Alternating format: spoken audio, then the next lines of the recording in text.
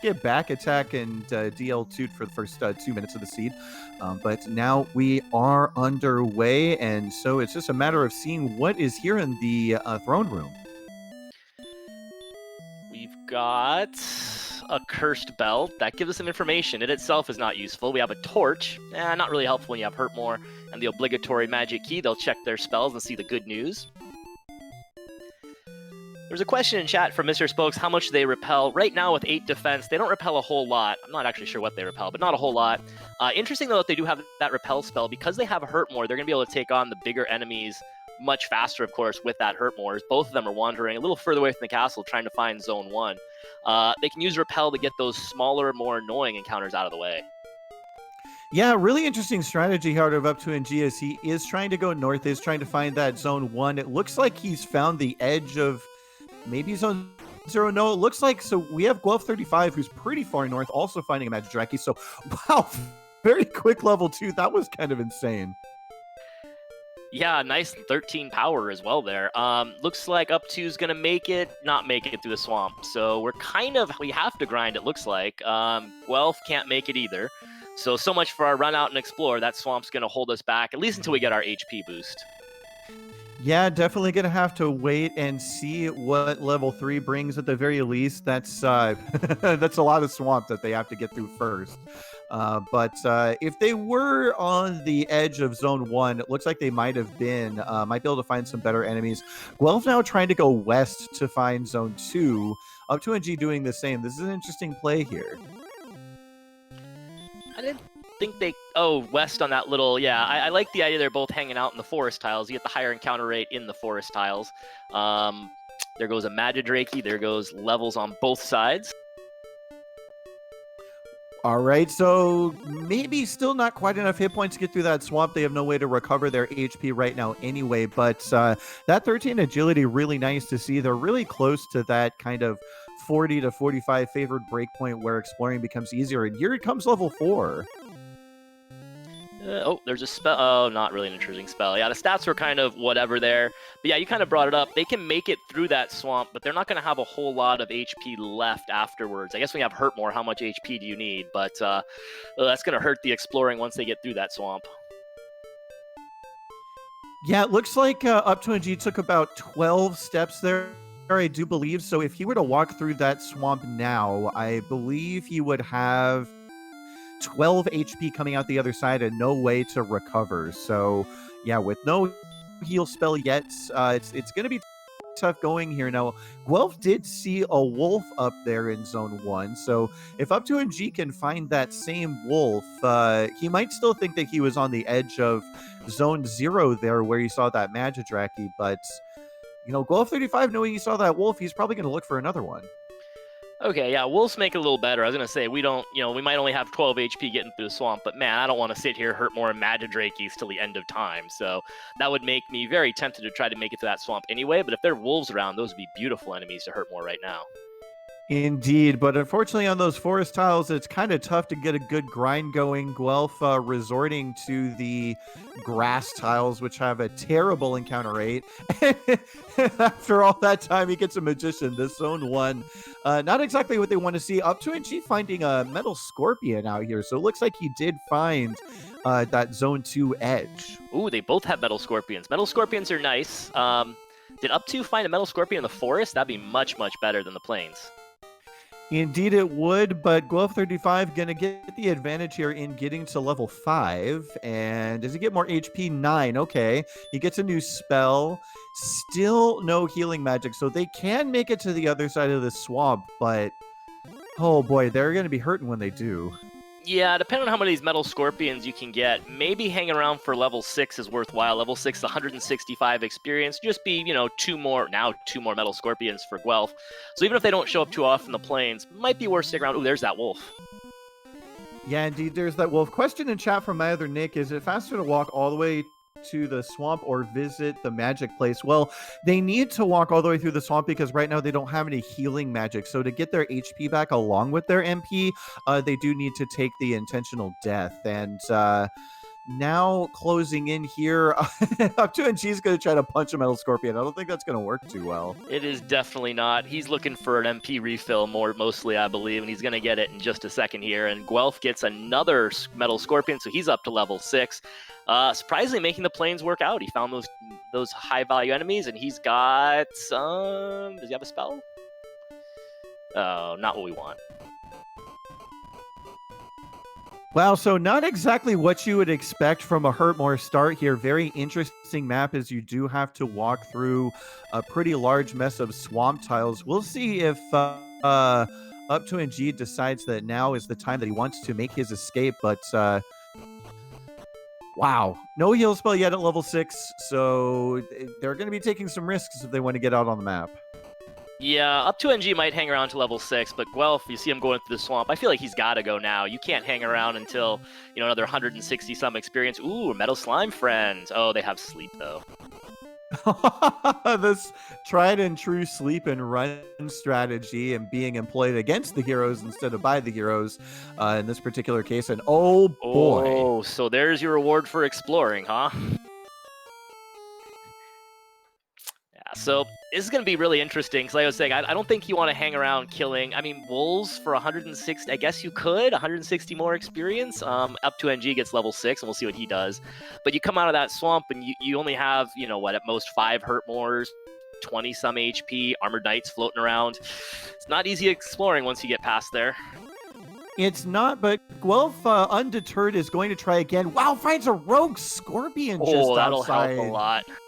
That's going to be huge. That's going to be 70 experience in his pocket, and he would just be one more away from the next level, and there it is. And they're in the desert. Man, I'd sit in this desert and just hurt more rogue scorpions for a while. Yeah, that would be a really good play. I think this is 1 experience point short, or it's like 1 or 2 experience short of the level. But this Poltergeist is going to give it right here. So Guelph choosing to leave the starting zone early and gets rewarded with a quick level 7. Wow, what an incredible encounter in the swamp to get that rogue scorpion. Well, I guess he had 13 HP and 8 magic. I was about to say level 7 wasn't very incredible, but the HP and MP were all right. Ooh, a Wolf Lord. Those can be one shot with Hurtmore, maybe. Those are good targets as well. Okay, he had 7 HP. That wasn't really a curse. He gets a nice refill there. That's not the end of the world. Yeah, a little bit unfortunate. It's not a guarantee to take out those werewolves with a single Hurtmore. Sometimes they either roll high on their max HP or your Hurtmore rolls low. Either way, the same fate is about to befall up2ng as it gets back attacked. Was just looking for that refill. But pretty decent experience lead here for Guelph. Yeah, the werewolves are a little... He found the rogue scorpion, so he definitely has an experience lead from them. But once up2 sees them, he'll start Hurtmoring them and get that experience right on back. He saw the werewolves. They both seen the werewolves. Werewolves are a little more dangerous, of course, because as you mentioned, they're not guaranteed to be one shot with Hurtmore. But man, I bet once up2ng saw that werewolf, he's heading right back there. He's gonna try to Hurtmore some. That's cute. Nobody killing Metal Slimes this seed. They've got the sleep Hurtmore combo. Guelph tried his luck, but now... oh boy. I mean, the plus side is you don't have to worry about your opponent getting a Metal Slime. I know anytime I wander through a desert and see a Metal Slime, I'm always freaking out about like, oh, what if he got a Metal Slime and I didn't? And that's probably not an issue here. To be fair, it did look like it was only about a 25 or maybe 50% chance to cast that sleep spell. Guelph did have a couple of chances of potentially landing a critical hit, but no such luck at this go of it. And it looks like he's, up2ng is committed to grinding on these grass tiles, and Guelph is committed to exploring. So, we know that nothing is going to come at level 7, so we'll have to see if maybe up2ng decides to start exploring then.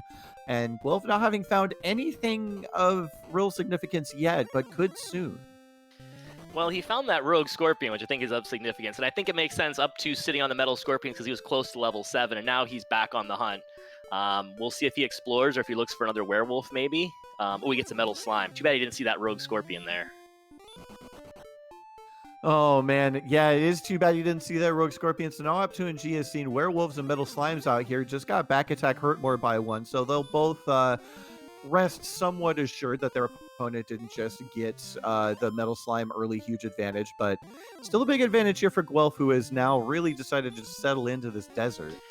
Yeah, it's a big experience lead, but again, like I said, once up2ng sees the Rogue Scorpions, I mean, he sees the Metal Scorpion here. Once he sees the Rogue Scorpions, he'll bust out his Hurt more and start picking up, 72 experience a pop, and he'll make that up real fast once he sees one.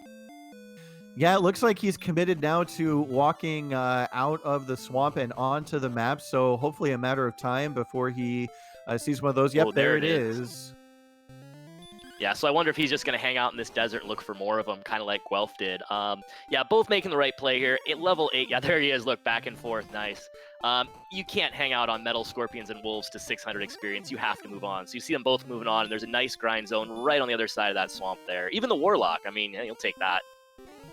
The heads-up play here out of Guelph35 going for the stop spell against the Metal Slime has done 1 damage and so far. All right, 2 damage so far. Can he get this? Oh, man, he got it. That's incredible. That is absolutely huge. Wow. I mean, he'll get the... Oh, not a great level there either, huh? I guess, again, some HP and MP. Yeah, it's pretty nice, actually. That's really nice. Unfortunately, no healing magic still at level 8. So, and we see up2ng, he sees no heal magic at level 8. So they're both at the same level and just going to continue to grind here. I wonder if up2ng will try the same strategy. Saw Metal Slime, but it immediately ran away. So same level here, but that Metal Slime making a big difference. Makes a difference for sure. I was going to say it was a really heads-up play by Guelph, but Metal Slimes matter a lot less and hurt more seeds, I feel like. And you see up2ng is keeping up with the experience here. He's behind, right? He was behind before, but he's only, 200 behind? He was behind that, starting this grind. So yeah, it matters a little less and hurt more seeds, unfortunately, but heads up play for Guelph for sure. Absolutely. He will be rewarded with a slightly quicker level 9 here. We'll see if this changes the fortunes of our runners at all.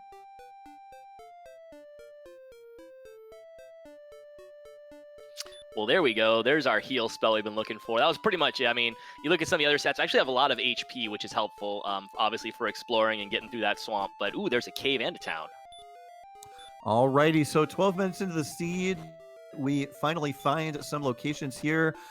Grave for Guelph, who is going to decline exploring and makes a walk to Rimmeltar. Oh, boy. Yeah, I wanted to check the town before the cave. I'm sure he'll be back into the grave shortly, but he's got keys. And of course, once up2ng gets, a little more experience, he'll find this town very shortly as well. Well, hopefully he chooses to go west and not north. Guelph probably motivated to go west after having seen that Armored Knight in the desert up to the north. So, yeah, it's just up to the decision making right now. Let's see if up2ng can take this out and get level 9. See that it's got the heal spell. Maybe he'll decide to head west. No, unfortunately, doesn't manage to get the one shots. But pretty close to level 9. Hopefully he heads west, and now we'll see if there's anything special in this inn. I think Guelph might have been just really unlucky the first time. Ooh, wow. Well, he got really lucky there with the armor. Unlucky to miss this, I was going to say, because it looks like you see that cave right away. And once you see the cave, you see the town. Once you see the town, you get your keys. And once you get your keys, you get your shiny thing of armor.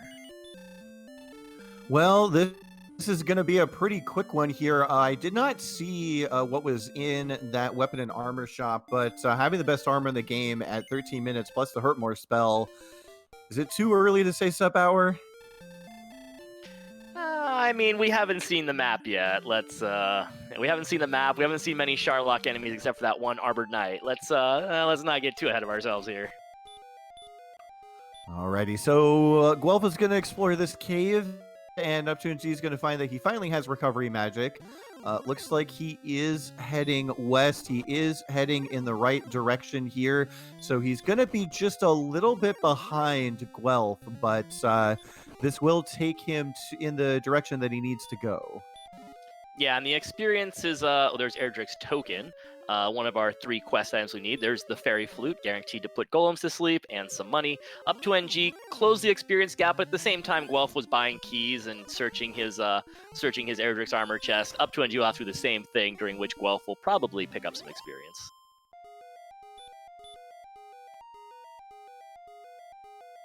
And so interesting to note, with that cursed belt that we saw in the treasury, we do know that at least one of the search spots has something on it, something important, not the fairy flute. And it looks like the other two could potentially be empty. Still that sword and death necklace out there somewhere. Yeah, and don't forget our harp and our stones of sunlight as well. For those unfamiliar, you need 3 quest items in order to access the Dragon Lord. The Dragon Lord gets sick and tired of heroes coming and slashing at his face every single day. So he built a little moat around his town. We need the castle. We need the rainbow drop to get that. To get the rainbow drop, you need the harp, the stones of sunlight, and the token. So Guelph and up2ng both find the token on the top floor, one of the 3. You also have to find a cave to trade in the harp. And then finally, you have to find a cave to take all this stuff to and trade in for the rainbow drop to access Sharlock. So 1 out of 3 taken care of. And interesting, up2ng just got the top 3 chests in the grave and then noped on out of there. Guelph is going to the bottom. He's found an herb. And we'll see what he gets in the 5th chest. Is up2ng purchases keys and gets his armor. Yeah, he's going to go ahead and get... I think he bought clothes, and eventually he will check that in chest and be happy to find that armor. Curious to know if he feels behind right now, as he doesn't know it. He's basically right in the shadow of Guelph in both terms of exploration and experience. Some of these enemies here working out pretty nicely for Guelph, having just a tiny experience advantage, but really not too far behind is up2ng. Oh, EMP and DePaul pointing out that up2ng explored these in the opposite order. He went to the grave first, then Rimuldar, so he did not have keys. He couldn't go to the bottom. We'll see if he decides. He probably won't go back in and go to the bottom, I'd imagine, then, right?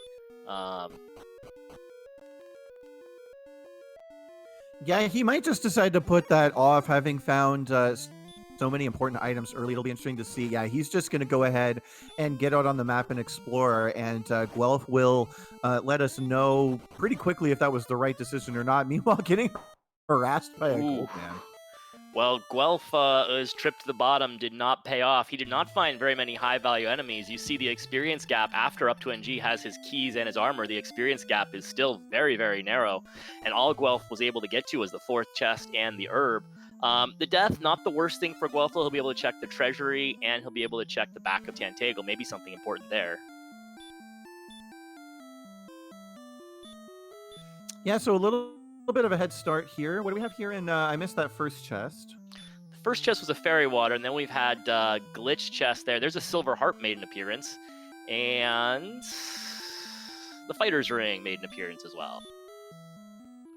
Alrighty, so no gold grind just yet, but there's still potential if there is a chest here in the basement. May be able to pick up that flame sword, as Guelph does have that gold glitch active and would be aware of the existence of the flame sword in Rimuldar. Right now, in this Hurtmore situation, flame sword not too terribly valuable, but once you get later on in the seed, if you've got that heal more spell and an Erdrick's armor, it could come into play. So we'll have to see if there's a gold grind available or not. Yeah, right now I think I'd probably pass on all grinds, honestly. The flame sword you don't really need with Hurtmore. You can trade the silver harp here, so there's no gold grind anyway, but the flame sword you don't really need because you have Hurtmore. You don't really need the silver shield because their agility's pretty good. Beta called it right before Guelph went downstairs. He called the staff cave. You grind staffs of rain if you want to, I suppose. Wait, can you actually do that? I've never thought about that before. That would be pretty great. Isn't it possible... Oh, I feel like we should mess with this later, but isn't it possible to grind a whole bunch of staffs of rain and then go rescue the princess and, get her confused about what to take? I need to know if this is a thing now. Somebody needs to get this seed and do some science and see if that's a thing.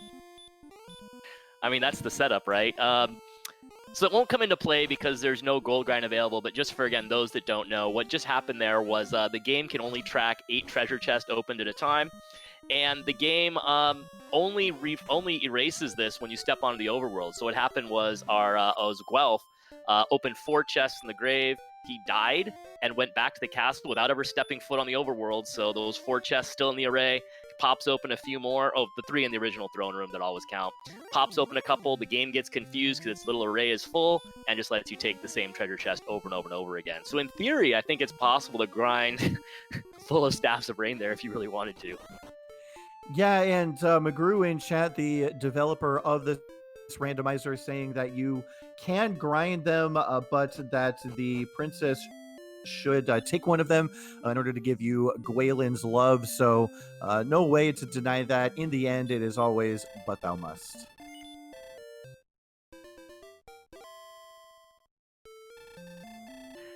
All right, so Guelph finding Breckenary. He'll get a cheap refill here, and he'll be able to finally, because Remolder does not have an item shop, he'll finally be able to buy some herbs. I guess he can get a torch if he wants to. He can buy a dragon scale that will add 2 to his defense. So a little something there.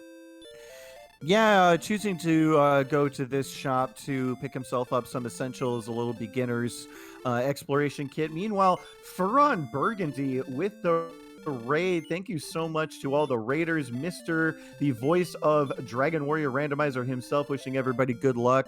Furon, hope you had a good stream. And getting back to the race here. Oh, up2ng, is he going to take this out? He could. There he goes. Looks like he will. Alrighty, excellent play there from up2ng, using the double hurt more, making good use of that Erdrick's armor. Looks like he's going to get 3, 5, 12, and 5. So HP already looking really good early on here, and the early levels, of course, thanks to the hurt more. We have Guelph here. Looks like he's in tablet. 1 chest there with no enemies, so it just takes a little bit of time to get your 1 chest of gold, apparently. And up2ng finding that same area. Z-Man saying in chat that the Armored Knights have heal more. I kind of missed that as we were going through all the treasury and gold grind stuff, but if they have heal more, that would be problematic. Yeah, a little problematic, though. Usually in that situation, 3 hurt mores will get the job done. That might have been what up2ng had done there. I thought he had already started that fight, but if they heal more than the first turn, then 2 more should take it out. Enemies in this game have a range at which they will use a heal spell if they have it, and generally against Armored Knights, 1 hurt more from max HP won't cause them to heal more again. So if you have that hurt more spell, you can just cast it twice and you should be good to go. Mr. Spoke saying the tablet cave gives you the worst gold grind possible. Walking in, you could walk in, get the gold, leave, walk and get it again if you really wanted to. That's a pretty terrible grind. I will say that I have had the terrible idea of gold grinding off of the death necklace spot for a silver shield. That was a pretty terrible idea too, but neither one is really recommended, I don't think. Wow, super boss or super bass 88 gifting a tier 1 sub to Z-Man. Thank you so much. Really appreciate that. Appreciate the support here to the Random Mania Networks. Wonderful gift subscription handed over there. And up2ng, I'm not sure if he's already been through this cave or not. Maybe saw it was tablet and declined, but we have a new sighting over here on Guelph's side. Yeah, we still have some caves we can look for. Mountain Cave's got 5 treasure chests. Bonus Cave has 1 freebie chest you just go and grab real quick. You also have what we call the Jerk, the Rainbow Drop Trade-In Cave, and there's Swamp Cave still lurking out there too. But the Stone Man doesn't want us to know what it is. Super bad. Throwing some love Z-Man's way in the chat. And oh dear, what do we have here on up2ng's screen? Oh, we had a wizard with DL2 breath. The only good news there is one of the flags we're playing with here, new to this, I believe this is the first time we've used it, is Repel in Dungeons. So the wizard, one of the enemies you can run into in Charlock, has DL2 breath, which is very annoying if you happen to run into them as you're trying to go for the game and trying to kill the Dragon Lord. What we can do is we can cast Repel, and if you cast Repel, you will not encounter any enemies you have defense broken. Where your defense broken, meaning your defense is higher than their strength. The wizard, as Guelph gets level 10, we saw that on up2ng side, but Guelph catching up there. The wizard has 80 strength, so if we can get our defense up to 80 points of defense, and we cast Repel in Charlock, we will not see the wizards, we will not have to deal with their annoying DL2 breath. Quick side note though, Wizards are usually pretty easy to run from. I mean, that's always scary to say things like that, but don't tempt the fates. Right. So you know, if you had to pick one to have DL2 breath, I guess I'd pick that one. But they're the easiest to repel. So hopefully our runners will get to that 80 defense and be able to repel them, and won't even have to worry about that in Charlock. In the meantime, sort of annoying, but. In the meantime, sort of annoying, and Guelph35 getting more bad news here. Stonemen have sleep. He was not quite felled by the sleep punch more combo, but yet another annoying thing that they'll have to deal with before getting to DL2. Ooh, and Stonemen have 100 strength. We're probably not going to defense break them. Guelph has found the mountain cave, though, so he'll get 5 treasure chests here. First one's a torch, nothing too exciting. We're pretty much looking for those stones of sunlight to complete our little quest collection. Obviously, the sword we have to get at some point, but with Hurtmore, the sword's not a huge priority. So if it's not here, it's not the end of the world. Absolutely not. So we have basically 4 chances here at some nice progression. Both runners also opting to buy a hand axe, an interesting choice. Decent weapon for that mid game. Again, if you're wanting to try to take out blue dragons or red dragons or something a little bit more along those lines later on in the game. And actually, Guelph making good use of it here. Lands the Hurtmore, doesn't kill the Axe Knight right away, chooses to save the MP, and does just enough damage to take it out. I was going to joke and say the hand axe can help you kill wizards, but Guelph shows us the real reason why you want the hand axe. In case the Hurtmore doesn't quite finish something off, an Axe Knight or a Star Wyvern, you can chop it down. And there's a Stones of Sunlight for him. So his little quest collection is complete. He just needs to find the Jerk Cave, and he'll have the Rainbow Drop in his possession.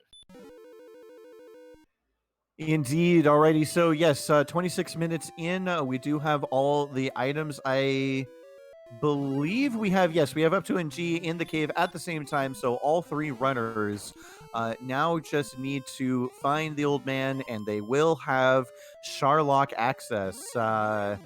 This is looking better and better for a potential sub 1. Well, hold on a second now. We still haven't seen our grinding yet, right? Who knows? Like, we need that heal more. Heal more is absolutely non-negotiable. We need to have that. And we'll see what kind of grind we can do. I mean, we do have Hurtmore, so the grind shouldn't be too bad wherever we find it. But, I mean, it's looking better, but I always hesitate. As far as things we still need, that sword's still floating around out there somewhere.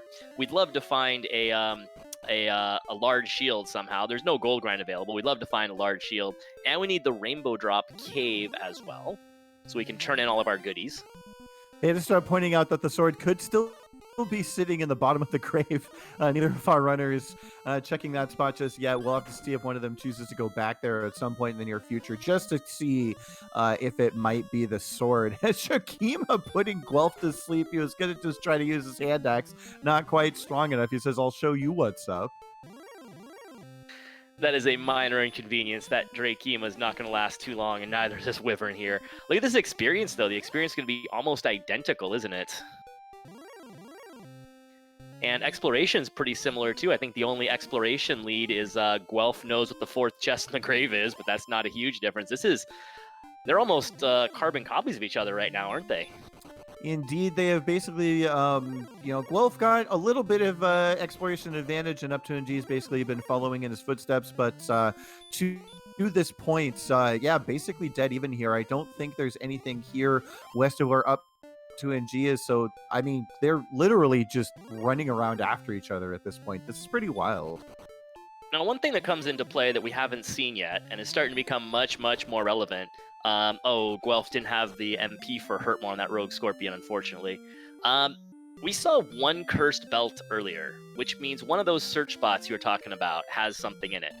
There are 3, they call them overworld search spots. There's an item, a spot in Cole you can search. There's a spot in Hawksness you can search. And in Cantlin, the old man will give you coordinates to a random spot on the map somewhere that has an item as well. We saw one cursed belt, which means one of those 3 spots has to have something on it. And we're down to only 2 things that can be in those overworld search spots. You can't just have anything there. There's a set list of things that can be there. And we're down to either the Death Necklace or the Erdrick Sword. And in fact, could be a second one. There might be another cursed belt that we haven't seen yet. But either the Death Necklace or the Erdrick Sword is in one of those spots. And if it's the sword, I'd want to start looking for those spots. Indeed, and either of those could be useful for those in chat not familiar. The Death Necklace is an item that in the vanilla version of Dragon Warrior does absolutely nothing. It just curses you, and the king kicks you out when you die, and you have to go to Breckenary and talk to the old man to get it taken off. But in this version of Randomizer, if you slip that death necklace on, it still curses you. You still suffer the negative effects there, but you get plus 10 attack power at the cost of 25% of your max HP. So if the HP is rolling 130 or higher and your attack power is just a little bit low to take on the Dragon Lord, the Death Necklace can sometimes prove to be quite valuable. up2ng just checking to make sure there is nothing to the west, and no, there is not. So I do believe they need to go northwest in order to find anything new.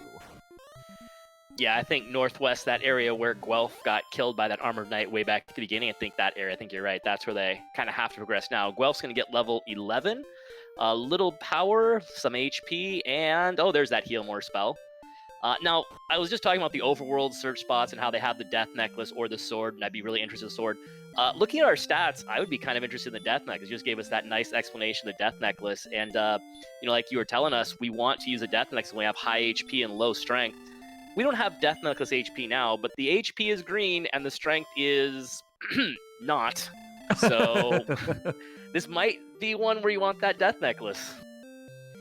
Indeed, it might. It would be interesting to see, in a situation where maybe you find the sword in Stones of Sunlight Cave, for example, and then you go... Here's what I want to see. This is what I want to see in this seed. I want to see Erdrick's sword in Stones of Sunlight Cave. I want to see them find it before the coordinates, and then I want the coordinates to be in some god-awful location. I want to know just how badly they want that Death Necklace. That's what I'm hoping to see now. I just want the coordinates to be like on the Stones of Sunlight Cave that has Erdrick's sword in it. That would be amazing. That would be quite incredible, or maybe even we could finally see the legendary Sparkover Bridge search. Well, will our hopes be dashed or will they be raised? We'll find out in a minute, because here we have coal. So here's one of our 3 search spots, and it is going to be the Nothing. The Nothing is there. Alrighty, so Guelph with going to be pretty happy to see that Nothing. It gives him a little bit of information.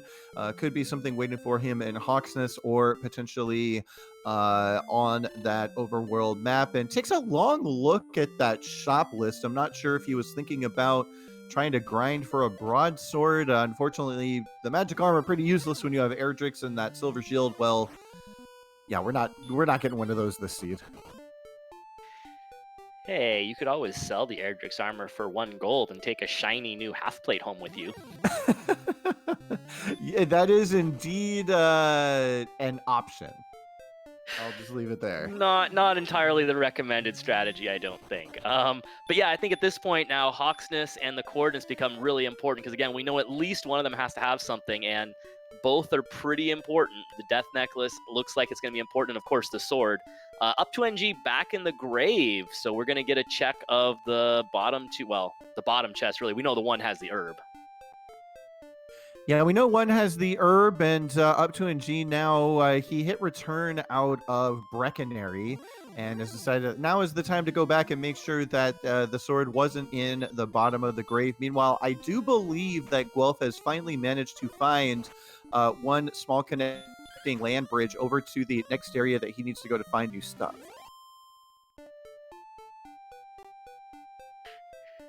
Sudaru asking, do we have a wall of shame for people who have sold the armor? And I will just glare at you. I mean, no, we don't. I don't know anyone who's done that. Who would do that? Let's change the topic very quickly to Guelph and Hawksness. Look, it's Hawksness. Yay, Hawksness. Yay.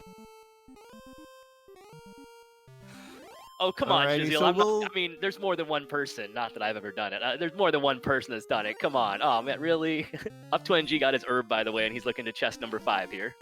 We've all done it at least once. If you get it early enough, you'll definitely forget that you have it. You'll see that shiny new half-plate mail, and then, oh, I just hit a one too many times. Now I look like a dummy. But meanwhile, Guelph could look pretty smart here as he takes out this armored knight with well, okay, he's gonna have a little bit of a hiccup here, but should be able to hit this hurt more, and we'll be able to see if there's something here or not.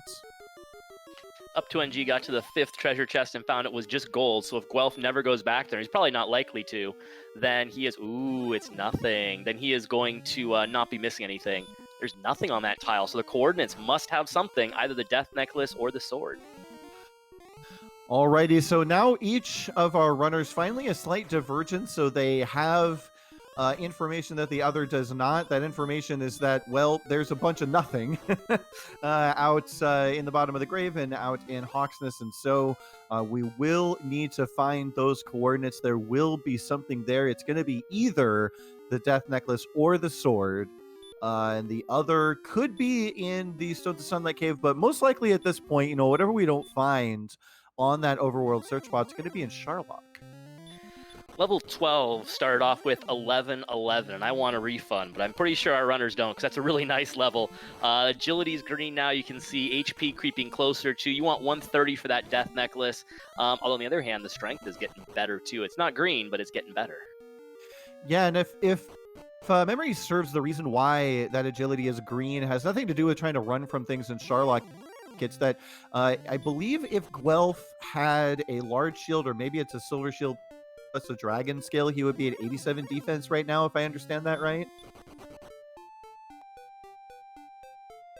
Because I believe the green on the agility is once you get to 86 or 87 defense, then that's the point at which DL2 can only hit you for a max of 48, meaning that 49 becomes a safe swing. 85 is the magical number for that one. So right in there, yeah. If he had the large shield, he'd be up to 76 right now, right?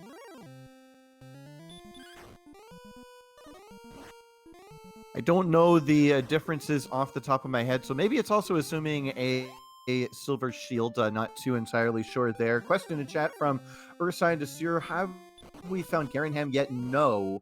So that leaves the back of Garenham has yet to be discovered.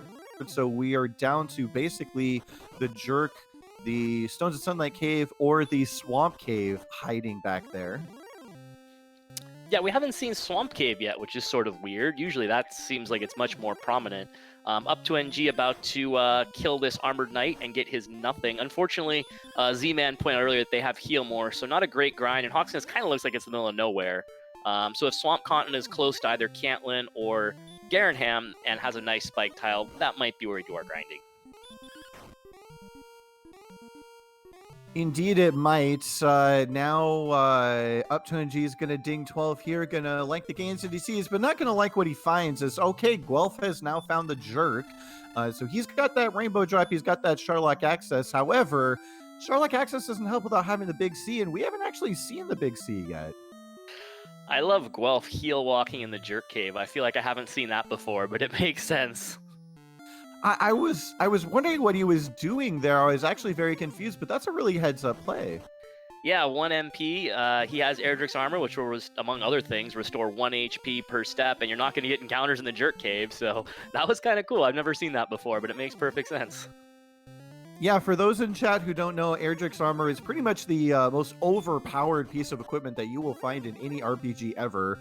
Alongside that heal walking, 1 HP per step, you get no damage from swamp or barrier tiles, you get half damage from magic spells, and I believe 3/4 damage from DL2 Breath, or maybe it's 2/3. It's got the best defense of the game, and that's not all. You're immune to stop spell. Yeah, I'm not sure if it's 3/4 or 1/3, whatever, but it's much less. It's pretty much required, because without it, the Dragon Lord would deal, shoot, I forgot the minimum, 66 or something, 66 to 72. Whereas with it, he only does between 42 and 48. We get Sharlock, and we get one of those towns, either Garenham or Cantlin. That's nice for a couple reasons. First of all, Garenham and Cantlin both have things we're interested in as far as treasure chests and items. But also, there's a really convenient refill point right outside of Sharlock. Yeah, I almost wonder if you have to make the play now, like, if this is... Okay, so it is Garenham, so you don't know what those search coordinates are yet. So if this was Cantlin, maybe you think about diving and looking for the sword now, maybe just taking a peek at what might be inside. Well, if the sword is here, then I think you just go grind and you see if the death necklace is needed, and then you deal with that later. But if the death necklace is here, that means we need to find Cantlin, because that means the sword would have to be on the coordinates. So death necklace being here would be kind of interesting, actually. And a virtual high five is seconds after Guelph35 walks into Garanham. up2ng does the same. We'll have to see if the Death Necklace is indeed here or the sword. If we find one or the other has to be on the overworld map. And no, there is nothing here. So that takes care of, I believe, every single overworld chest. So indeed, we have either the Death Necklace or the sword on the world map and the other in Sharlock. Yeah, I was gonna say there's no guarantee that the other item is on the overworld, right? One of those two has to be on the overworld search spot. We know from the cursed belt, but there's no guarantee the other one couldn't be in Sharlock. And I bet I know what our chat's rooting for. I think I know which one our chat's rooting to be in Sharlock, huh? Yeah, the sword in Sharlock would make for an interesting play. I mean, either of them would make for an interesting play because, again, if the HP keeps growing and the strength stays stagnant, we could see a dive for the belt. The Death Necklace. But yes, if the Death Necklace is on the overworld, then yes, a required dive for the sword would be in the future. Meanwhile, here, Guelph, recognizing that this is the Swamp Cave, choosing to use Radiant to check the spike tile. up2ng, meanwhile, slight divergence here, just going to the opposite side, wants to find Cantlin, I believe. No, going to go ahead and check that spike tile himself. Yeah, I wonder if this is one of those preemptive rescues. I think, boy, it seemed like Garanham was fired. It might not be that. It might have just been a spike check. But knowing there's something on the coordinates, knowing we're going to have to rescue Gwalen, I wonder if... we're going to have to go to the overworld. Wonder if maybe there's a thought about rescuing Gwalen and going to Cantlin with the Gwalen positioning system in hand. Yeah, indeed, that would be a potential play here, doing the preemptive rescue just in case the coordinates or something nasty could be on the mind of Guelph, as he does take out this blue dragon with that broadsword. And yes, it looks like that's the play he's going to make. Yeah, I don't know if he'd want to return her. It's kind of a long walk back here, but you could definitely go to Cantlin and get the coordinates. If they do turn out to be something like 194 or something like that, you could just take the princess home and start walking. If they happen to be like 2-2, you just head back home and count them yourself. So maybe a little hedging of bets here. The only thing is, we haven't seen Cantlin yet, have we?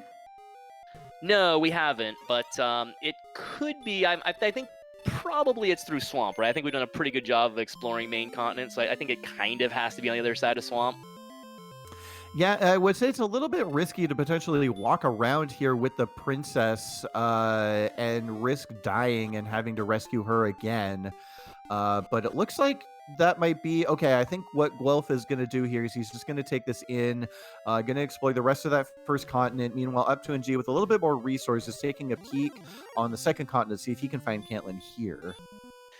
Yeah, I was going to say it's a little riskier, but at the same time, we have 113 HP, we have heal more, hurt more, and the routing works out a little bit better, so if you can find Cantlin with the princess in tow. So up2's with the extra resources is going to walk around with her, and ooh, it's not there. Alrighty, so an empty second continent here narrows down the options for up2ng. I think it has to be just on the outside of Garanham, so we'll see if Guelph chooses to just check a little bit north of where he is now first, or if he chooses to go back through Swamp Cave and try to find it there, because I don't think he's been on the opposite side yet. Ooh, up2 having a little trouble with this blue dragon, but I think he is going to switch to attacking, and I think he's going to be fine here. Yeah, unfortunately, the attack power is still pretty low, that broadsword. He can take this out, but it is going to take quite a bit of his resources. Yeah, should have no problems here. And it looks like Guelph is going to go check the opposite continent, so a little bit of a knowledge lead here for up2ng. Yeah, it makes sense. It's kind of hard for me to fault Guelph for going back and looking on Swamp Continent when just like, 30 seconds ago I said Cantlin's probably on Swamp Continent. So it makes sense that he's going to check it out for Cantlin there. Of course, we know that it's not there, and up2ng knows he's back going to look around around Garanham's area, but it makes sense that Guelph would go look for, oh my gosh, a wizard. Not looking for the wizard. No, definitely not looking for the wizard, as they do have that nasty DL2 breath, and it'll be interesting to see here exactly how long it takes Guelph to clear this continent and head back to the other side, as that's basically going to be the advantage for up2ng, as the faster he can find this town of Cantlin and get those coordinates and get that sword, the faster he'll be to grind and go mode. Yeah, Guelph did get one little side bonus there. He got he's gonna search the spot with the princess. That'd be incredible if it was there with the princess in tow, right? That would have been legendary. But Guelph did pick up level 13 on an armored knight there. up2ng, just a few enemies away, so he'll get level 13, and it was kind of an impressive level as well. For those in chat unfamiliar with the memes, we have a nickname for a bridge that leads to exactly one land tile named after community member Sparkover. We do call that the Sparkover Bridge. And for those familiar with the concept of validating seeds, that's what we consider validating the seed. So Guelph searching that tile just for the memes, his seed has been validated, and it looks like up2ng has now found Cantlin. Yeah, Cantlin's got our coordinates, and something else we didn't mention. It was mentioned in chat. I lost it. Sorry, whoever mentioned it. No large shields for anyone yet. No one's seen a large shield, and Cantlin has 3 shops. Shop 1 is a miss, but a chance to get that large shield and that +6 defense increase over the small shield.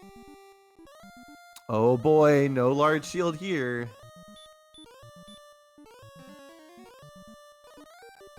Little key refill. Runners do have Erdrick's armor, so don't have to worry about the barrier tiles around the old man. That's always nice. You just walk in real fast and get the coordinates.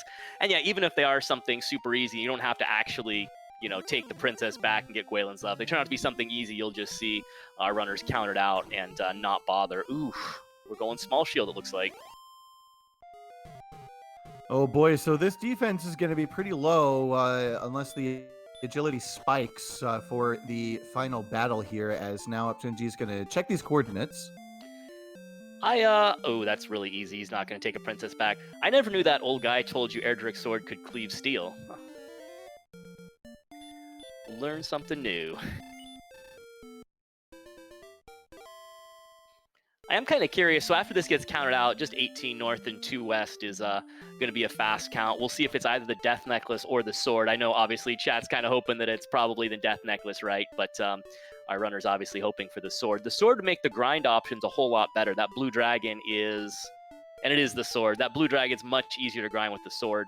Armored Knight and Hawksness, kind of meh. It has heal more. Hawks is kind of in the middle of nowhere. But I think blues are the place to go, aren't they? Absolutely, I would say that blues are definitely the place to go right now. They're going to be... Guelph really memeing it up here, checking another Sparkover tile as he continues to search for Cantlin. Yeah, I think you have to go for the blue dragons here. It's just too convenient, especially with that magic key sitting there in the back. I mean, you waste no keys on your grinds. It's just pretty free. I always feel bad when we have hurt more relatively early. I mean, level 12, I feel like, is relatively early, and we don't use that for grinding. But yeah, I think that Armored Knight is just the... And the Blue Dragon might be a little bit slower than using Hurt more, but, I mean, its location is so nice.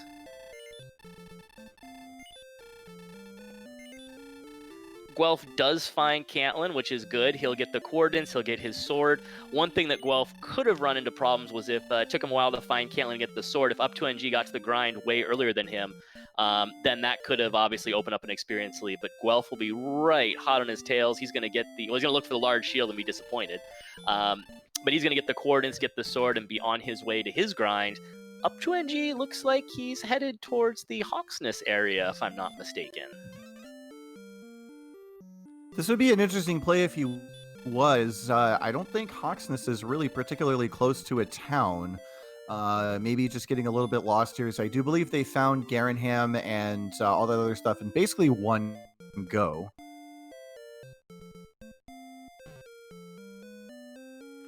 And based on my notes here, it looks like up2ng, and just based on the time at which they knew of the coordinates, I have them about 3 minutes apart. So Guelph likely not going to have any challenge finding the sword here, but will be a little bit behind up2ng in getting started on this grind, but he's got a slight experience advantage. So, they're both going to be starting their grind here right at about 50 minutes. This is about as close a race as I've seen so far. Yeah, I'm honestly kind of hoping one of them picks the Blue Dragon grind and one of them picks the Armored Knight grind, just so we can see which one's closer. Guelph working on this Metal Slime. I like the using stop spell. Oh, there you go. Up2 is headed back to Swamp Cave, so he's gonna go for the blue. Oh, he's maybe gonna go Charlock instead. Beta mentioned Charlock as a possibility. Maybe he's gonna head Charlock. I like Guelph trying the stop spell. It's a heads-up play, but man, when you have Hurt More, I feel like they're easier places to get 255 experience. Yeah, and especially when they have sleep, it's there is some potential there, but it's sticking around. The spell AI seems to be taking over its run AI, so maybe he'll be rewarded here. Meanwhile, up2ng taking his first look at Charlock instead of going straight to the grind. This is an interesting decision. I mean, Beta does bring up a good point in chat. The damage range on blues is not green, we'll put it that way. So yeah, there are a couple things we've seen. Stone Men have some annoying spells. Wizards have DL2 breath, but I mean, there's a bunch of other stuff in Charlock you can kill too. So this might be the way to do it. It's a pretty interesting decision. We'll have to see if it pays off. Maybe Guelph will do the same thing. Very interesting here that both of our runners made the preemptive Princess Rescue play. Both of them counted out the tiles, and so sometimes we joke about the princess going on the world tour, but she's really seeing the whole thing right now. And there's a wizard, and there's another wizard. up2ng is going to try to make it through this floor. I'm assuming, go check out what the second zone has. Charlock has 3 zones of enemies. I believe it's 2 floors for each one, except for the third zone is 3 floors or something like that. Anyway, but the next zone starts on the next floor, so kind of not thrilling enemy set on this top zone. Once he makes down the next floor, he'll get a brand new set of enemies. Yeah, and unfortunately, with no large shield and no gold grind for his silver shield, not much they're going to be repelling. In fact, I don't think they're repelling anything at this point. So just a little bit of an informational dive here for up2ng. I don't think the princess paid for this package in the Tantasia World Tour, but she's getting it anyway. And we'll have to see what Guelph decides to do when he makes his way back to Charlock and Grinham area. Yeah, I mean, up2 is going to take this experience. It is kind of right there in front of him. He does get to put the Stone Men to sleep. Stone Men are very susceptible to sleep, and he's finally getting some good sleep luck there. It's annoying when the Stone Man wakes up and puts you back to sleep and takes a lot of resources, but up2ng not going to pass up that 155 experience. There's a Star Wyvern, that's better. Yeah, I don't think we've seen Star Wyverns yet, so I'm not sure if they have any nasty abilities, and we won't find out just yet, as getting the max damage out of that Hurt More does manage to take it out in one hit, and now starting with this Diamond Floor, we do have a brand new enemy set. Ooh, Guelph's in Grinham. I'm not sure if that's to refresh or if he's going to go after the blues, but it'd be really interesting if they both pick different grinds so we can kind of compare them. And he's opening the door. Yep, unlocking the door does mean that Guelph has decided that grinding blues is going to be his ticket to the end of the seed. And we're just going to have to see how this pays off, if it pays off for either of our runners here. As up2ng hitting the outside says, I'm done with this place. I'm just going to go grind, and a slight experience lead for up2ng, but Guelph's going to get there first. Well, up2ng was low on MP, so I don't know if he's going to the blue. He might just be refreshing, I think, back into Charlock. Though, that first zone, I do wonder if that soured him, huh?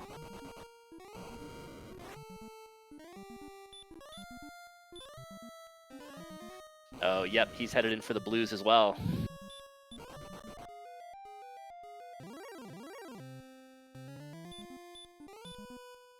Yep, they are both going to settle into this blue dragon grind. Suboptimal, potentially due to the relatively low attack power, but and also the MP right now is kind of atrocious. You see it's still orange. So not going to be getting experience too efficiently here, although Guelph starting out with a nice Kaisha no Ichigeki manages to make short work of his first blue as he settles in. You just have to do that every time, and it's a fast grind, right? It's what, command, command, command, and then some arrow manips. I mean, come on. Yeah, just manip. It's free. It's fine. That makes every grind go faster. Yeah, they're gonna get there at like almost the exact same experience, aren't they? This is pretty crazy. This is pretty crazy Indeed, this is really sometimes it comes down to who gets there first. Sometimes it comes down to who picks what grind. But now it's really just going to come down to the efficiency, the damage rolls they get against the blue dragon, the damage rolls the blue dragon does against it. Who has to leave at what point? Uh, I don't think I have ever seen an endgame scenario closer than this. Yeah, and the thing is, I don't think, based on the strength score and MP score, both are pretty bad. I don't think we're looking at, 1 or 2 levels. We're looking at probably 3 or 4 levels at least. So over the course of a relatively lengthy grind, those sorts of things should even out. I'm pretty sure we're on our way to side-by-side dives here. We could indeed see some side-by-side dives. We get a sneak peek here at level 14 on Guelph side and throwback. Well, there you go. You got some of that strength and some of that magic I was talking about. We have 9 heal mores now. Unfortunately, with 9 heal mores, you'd want your attack power to be, somewhere in the high 130s at the very least. So we are a little ways off still, but it helps. And unfortunately, chat noting that up2ng didn't even make it to the spike tile. He got kind of wrecked by a wizard. Same thing happening here to Guelph. Wow, normally you just kind of settle into this grind, but with a 79 agility, having some problems running from this wizard and getting reminded that at any time he could get back attack TL2'd like he just did there, decides that he wants to go heal now. Ooh, yeah, that makes it a lot more difficult. You can't cast outside. Outside is going to take you to the north end of Swamp Cave, and Garenham's on the south side. You can't outside and return because Tantagle's kind of a ways away from Garenham, so you have to walk to the south entrance, and there are wizards there to greet you. Lorgon in chat noting, asking how many keys does up2ng have left? He might need 1 for the treasury. I don't know how many he has left on hand, but what I do know is that there is 1 in the back of Garenham. He didn't grab it on his way up, so hopefully he didn't forget. We're going to see Guelph grab it now, so this makes it pretty free. You don't necessarily have to make the long walk back to the inn. You could just walk out, walk back in, and kind of take the shorter path there without worrying too terribly much about your key counts. But yeah, if up2ng does end up needing 1 for the treasury, hopefully if he doesn't have any now, remembers that there is 1 waiting for him there in the back. And while we have a little bit of time here, as up2ng is going to grab a somewhat whatever level 14. The power will help him. He'll kill blue dragons a little faster at that 9 power. Something else to consider, since our attack power is sort of low, and talking about items, inventories, and such, fairy water strats are out there, right? You can purchase fairy water in either Cantlin, which is not too far away from Garenham, or Breckenary. And fairy waters are, well, they deal damage. They deal hurt damage, a range of 9 to 16. And they're guaranteed to work against Dragon Lord too. So if we don't get our attack power over, 133 or so, those fairy waters can help us get a little extra damage to Dragon Lord 2, maybe help us get a little bit ahead of the damage curve, maybe go a touch early, not this early of course, but maybe a touch earlier than we otherwise might be able to. So that's something to keep in the back of our minds too, right? We have the Death Necklace that comes up around 130 HP, and we have those fairy waters sitting out there too. Indeed, the fairy water is out there, does do 12.5 average damage, and I think with the fairy flute in hand they can only hold on to 5, so they would be expecting about 72 damage to come out of those, but would need a little bit more attack power and ideally a little bit more MP before considering that. And so now both of our runners here settle into the grind, basically a dragon and a half apart, if I'm not mistaken. Yeah, and there's going to be all kinds of fluctuations on that as they go to refill at slightly different points and so forth. But you're going to expect to see this about, 1.5 dragons, about 200 to 300 points difference at any given time. And that there's not much in between that. That's, 30 seconds or so?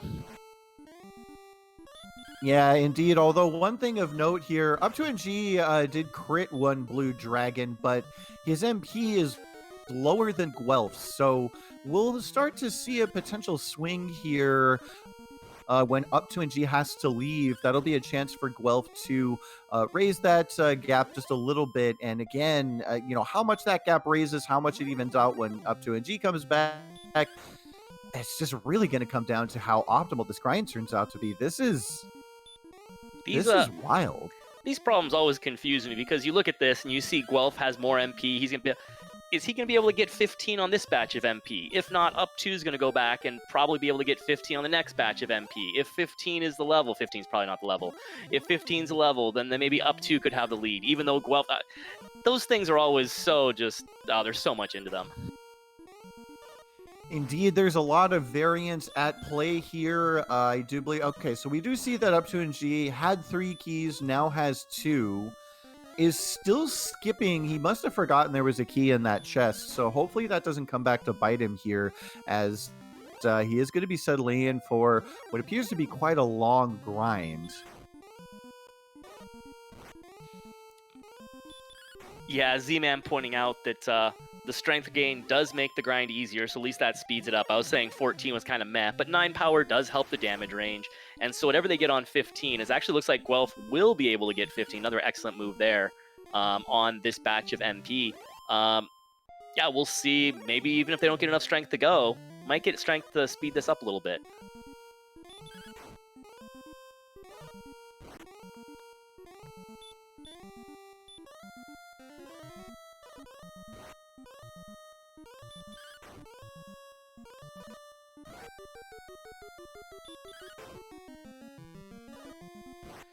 So this blue dragon will get Guelph 15, and again, unless we see something ridiculous like 25 power or something, we're probably not in go time here.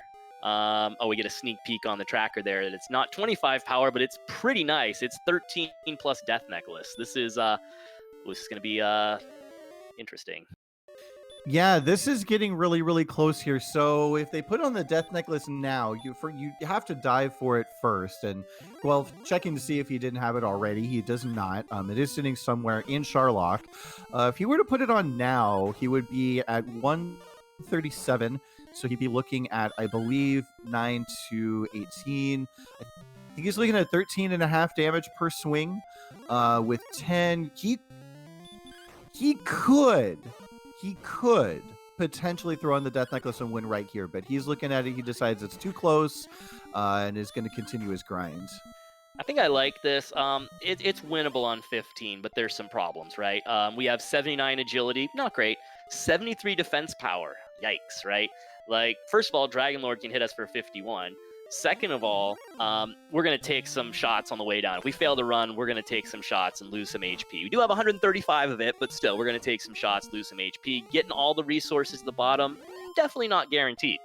Even if you do get all the resources at the bottom, you're right. If Dragon Lord rolls high HP, or if we get kind of meh rolls, and Sharlock's kind of a walk, I think I agree here with Guelph.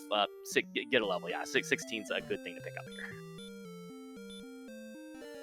Indeed, and now up2ng hitting 15, and I'm sure he's going to take a good, long, hard look at his stats. He's going to think about what he wants to do.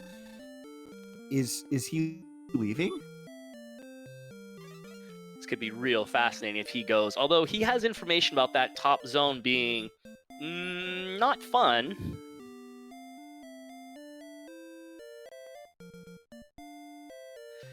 Little hard to tell if he's leaving or refilling. I feel like he probably wouldn't refill with this much MP left, right? No, I don't think he would. I think with this much MP, if you're leaving, he's thinking about diving. This would be pretty wild.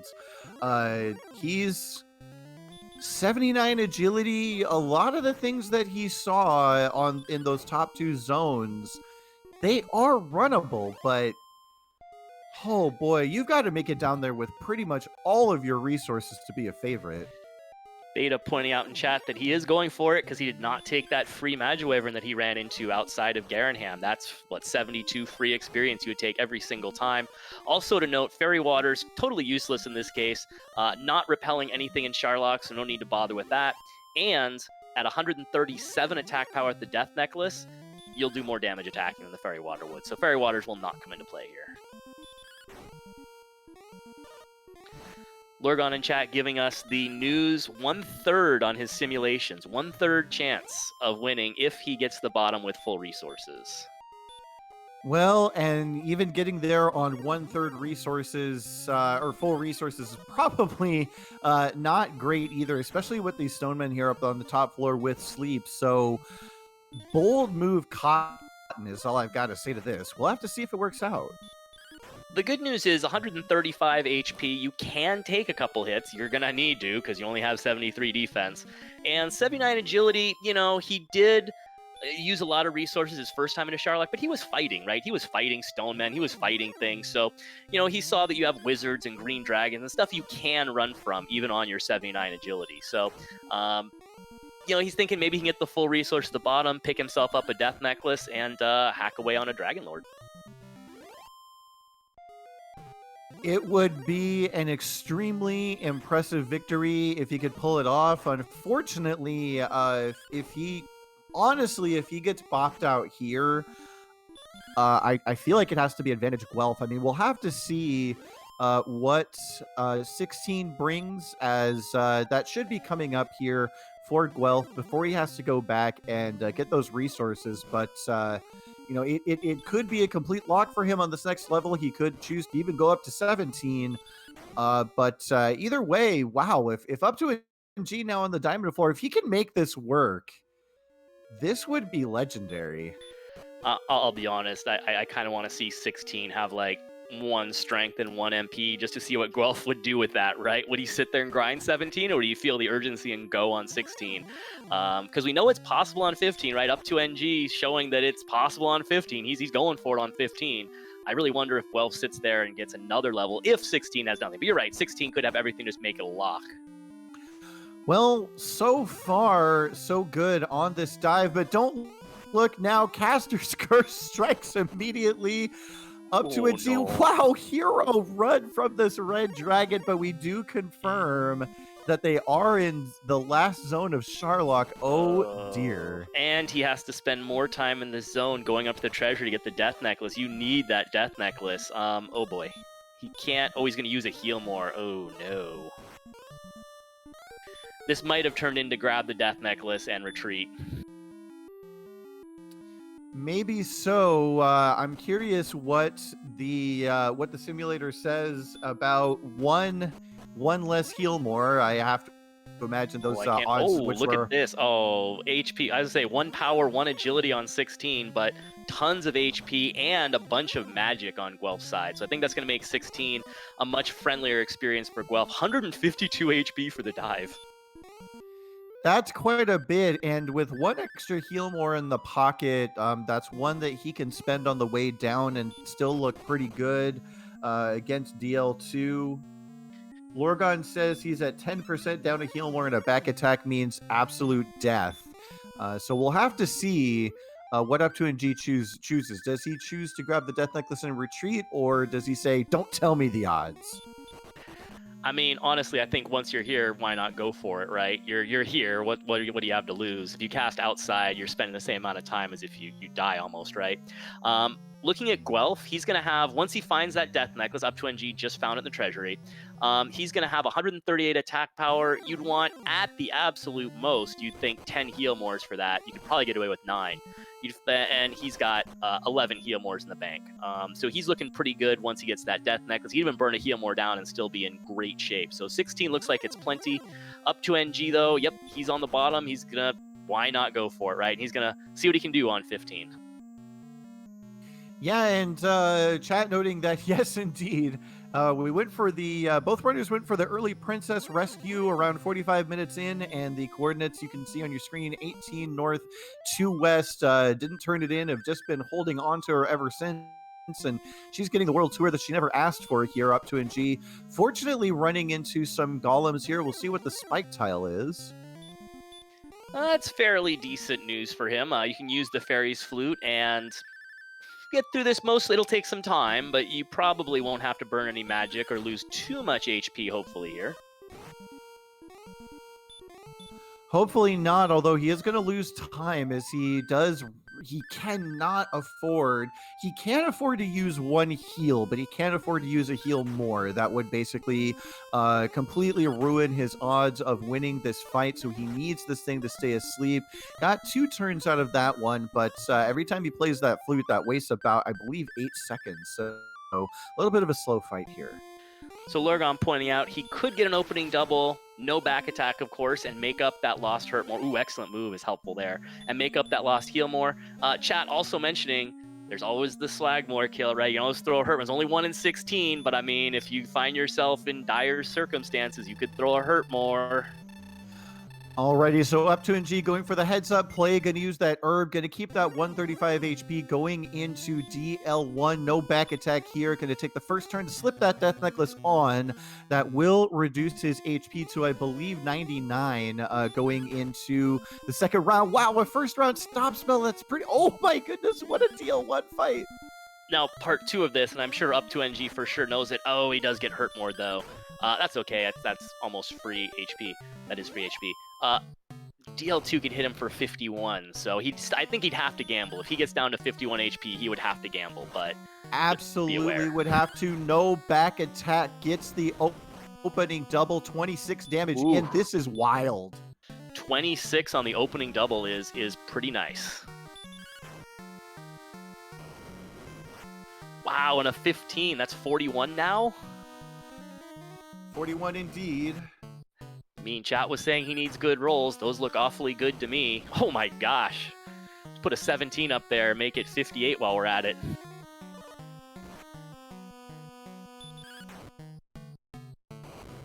Holy cow. We're at 85 now? I mean, maybe this is easy on 15. I think 75 is the count that we're at, but still rolling maximum damage here. That's 3 17s in a row. Who can be bothered to carry? It's not important.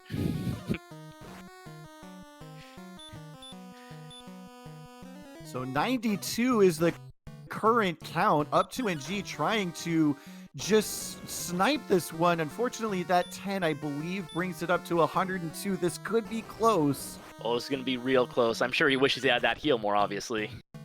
Too close to throw Hurtmore's out, though, I think. All right, 118. Now the count really needs some high rolls and a low max HP.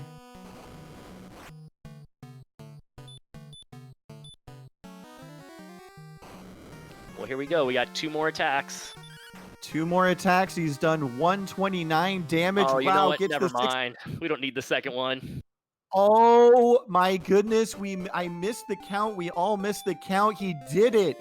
He says, Lorgon, if he could hear you, odds be darned, throw your calculator out the window. He hit the 33%. He did it. I said it might have been possible on 15. up2ng took one look at it and said, yes, that's what I'm going to do. He did it all in one go. And get out your GGs. up2ng is finished in first place with an official SRL time of 1 hour, 12 minutes, and 18 seconds. I cannot wait for this interview.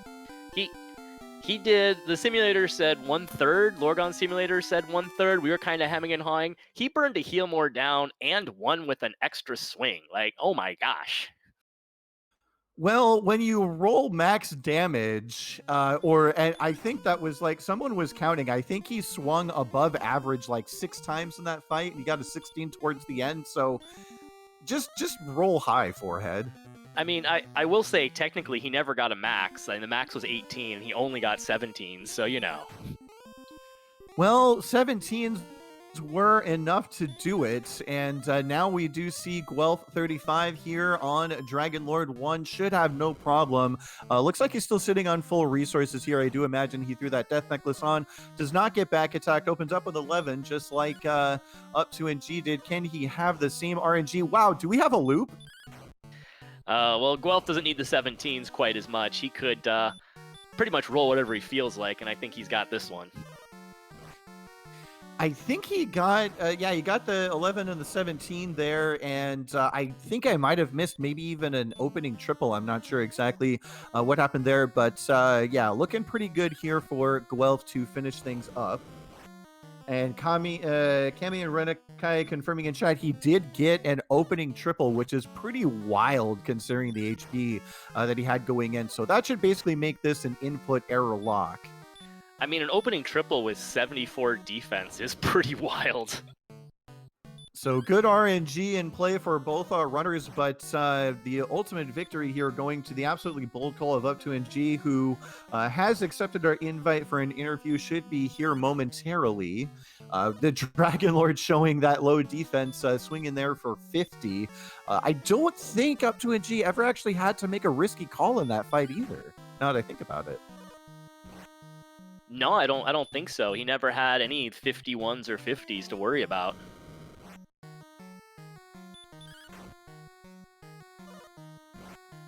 Gentetsu, I was thinking that 1 hour might have been possible, and it wasn't quite possible. The map was a little bit difficult to navigate, had some pretty nasty enemies that sent them back a few times in the early goings, but I was hoping for sub hour, but up2ng absolutely made the sub 115 happen, and break out your GGs once again for Guelph35, who has cruised to victory against this Dragon Lord 2. Just needs to wait for that princess text to roll through, and yes, indeed, he will finish in second place with an official SRL time of 1 hour 15 minutes 23 seconds.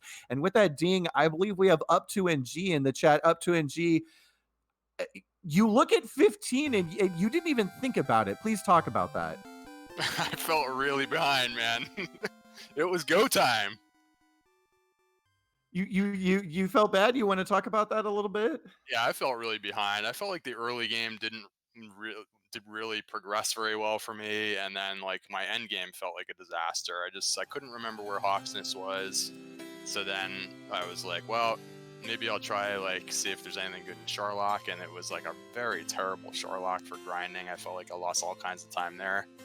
The Blue Dragon was just like really not my first choice, and it's just like, oh, this I have to be behind here.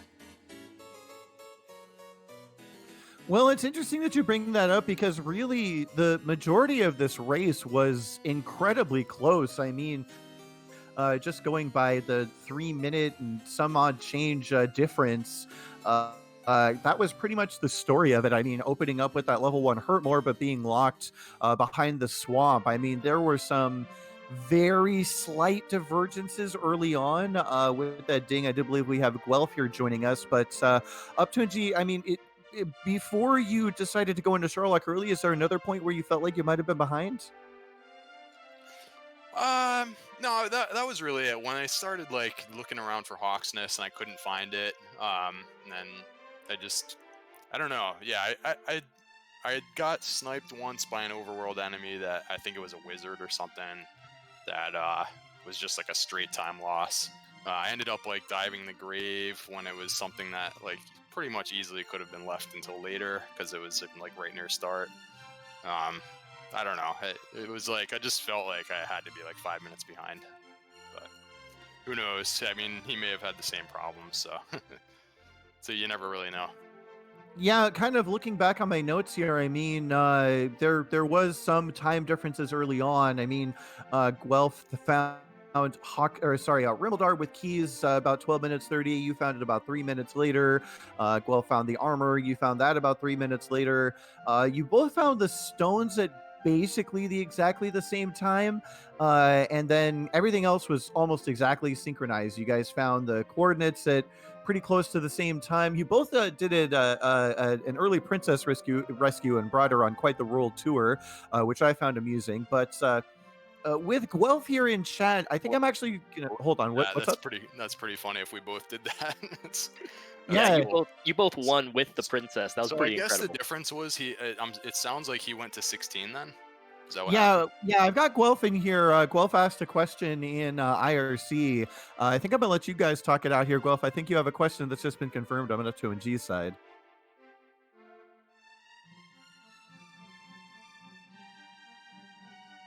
Oh yeah. I mean, I went on 15, and yeah, I'm assuming that he must have went one more level because it wasn't a great situation. It was like, you know, the agility wasn't really great. for, if there were any kind of bad enemies. I did end up burning one heal more. I mean, I got really good rolls on the Dragon Lord fight, because being down that heal more, I thought I was probably an underdog in the fight. But Well, it was super lucky to just like everything went my way. DL1 went well. You never can count on that. Didn't get back attacked with less than 80 agility. I don't know. Yeah, it was good. It's interesting that you bring up being the underdog, because Lorgon was here in chat with us, and I was kind of wondering whether or not it would be possible at 15. Guelph dinged that just a little bit before you did, and I was taking a look at it and saying it might be possible, and then I wanted to wait for you to ding it to see if you would go, and you just win. So Lorgon broke out his simulator, and he said that if you get down there with all your resources, he said his simulator gave you a 33% chance to win. And then when you burn the heal more, he said it gave you about a 10% chance to win. If you got back attacked, it was completely done. So we were kind of curious as to whether or not you were going to grind up. I got a lot of good rolls. I did feel like I was an underdog with the 9 heal mores. It was not a good situation. But I was there. I had to try it. I had that scouting report on the first 2 zones already, so I felt like it wasn't going to be that bad to get down there. I don't remember if I actually saw Armored Knights and Red Dragons on my initial scouting mission there, but I saw like a lot of stone men and things that I really couldn't grind on at the time, which was like kind of the purpose for me being in there. So, but I didn't remember running into too many bad enemies. Maybe I just had a bad memory though. I don't know, because they were in there. So lucky to only have to burn 1 heal more there. Yeah, very lucky indeed, especially, you had scouted the first 2 zones, didn't like what you saw in terms of a grind, but you hadn't seen what was on that 3rd zone. So, I mean, when you see the red dragons there in the U-shaped floor, do you think about turning back at all? What was on your mind then? When, I'm sorry, on the U-shaped floor, you said? Yeah, you saw the red dragons down there. Oh, yeah. Yeah, no, I mean, for one thing, I wanted to at least get to the treasury to make sure that the death necklace was there and not like somewhere else. So I mean, yeah, I mean, I pretty much just had to go for it. Like I said, I felt like it was like my only shot because of a couple other things didn't really go well. So I felt like, he's such a good runner. If you look at the SRL results, just seemed like anything going wrong was just like I would have had to take a risk, and that's the risk I went with. All right. Can So you I guys do hear me believe we now? have, yeah, Guelph, we can hear you. Okay, So now yeah, that we sorry have about that. Guelph in chat, it looks like we've gotten pretty much the summary of up2ng's experience. Guelph, you want to talk about your experience in the sea a little bit? Yeah, I thought that was very smooth seed. That exploration run I had at around the half-hour mark. It was a miracle that I got out of there, or got as far as I did, and didn't get sent back. I thought for sure I was in good position at that point, and like you guys went over, that 15 was so borderline, and knowing that, and from what I had seen of Sharlock enemies, I knew the Armored Knights had heal more, the Wizards had fire, Stonemen had sleep, so I was expecting a much more difficult Sharlock than it turned out to be. Well, and you guys had 74 and 73 defense as well. Right. So, and it was a long walk to get back if it failed. So, it just didn't feel like making it on 15 was gonna happen. But I guess I totally was wrong. understand the idea of like, if you feel like things have gone well and you might have a little bit of a lead, then yes, totally, like getting an extra level makes sense. Well, and that extra level had enough power that those blue dragons were going down pretty quickly. It was a 3-round fight at that point.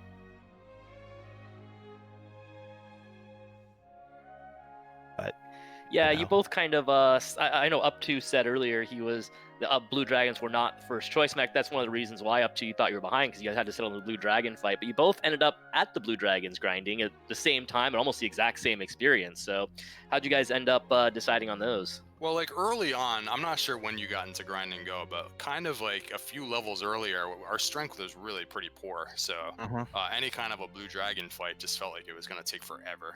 And so I really wanted the armored knight and hawk's nest to be able to use her more. I just couldn't remember where it was. So it's just like, oh man, we're going to have I like 6 round fights with this blue dragon. Now, yeah, after like 1 or 2 levels went by, it became a little better, but well, yeah. the magic points were already also kind of low, so Armored Knight didn't feel good because that was a minimum of 10 magic points per fight, and they also had heal more, which would turn them into at least 15. Yeah, that's a good point. So It that wasn't was great. and it wasn't even close to an in.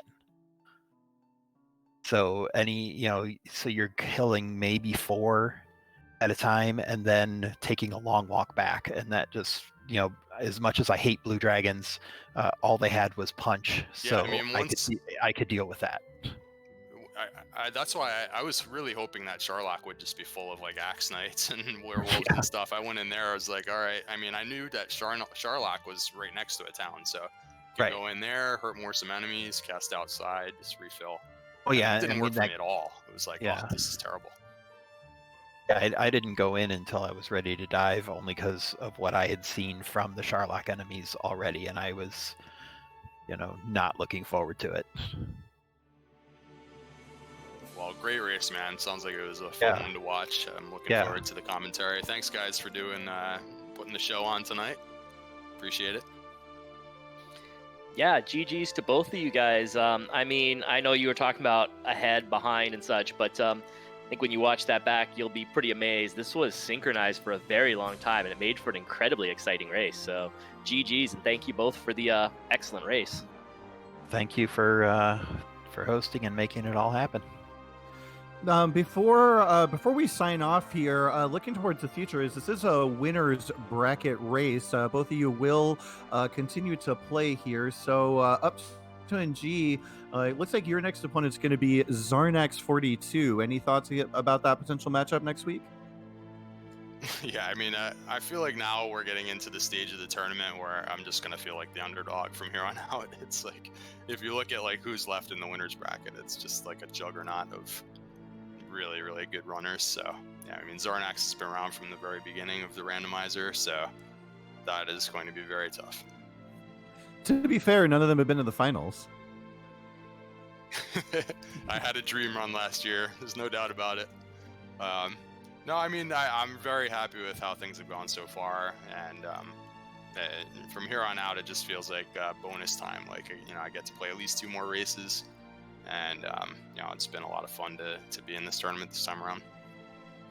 And Guelph35 going to get bopped down to the bonus bracket.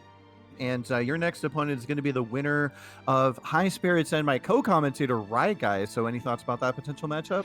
So he faces High Spirits, right? Let's be honest with ourselves. Okay, cool. It's going to be a tough one either way. Anyone who's made it this far is quality. So it's going to be tough either way. It's okay. I won't be offended if you root for me, but just be prepared to be disappointed.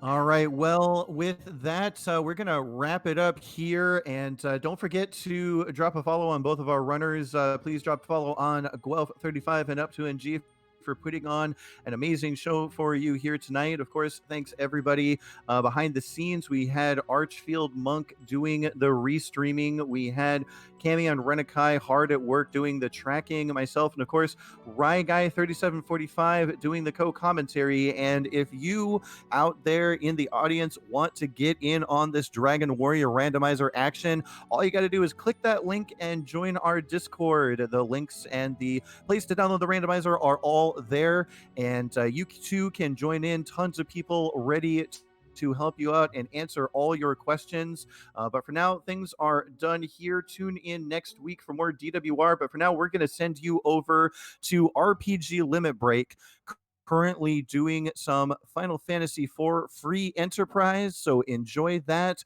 Thank you again for joining us and have a wonderful night, folks.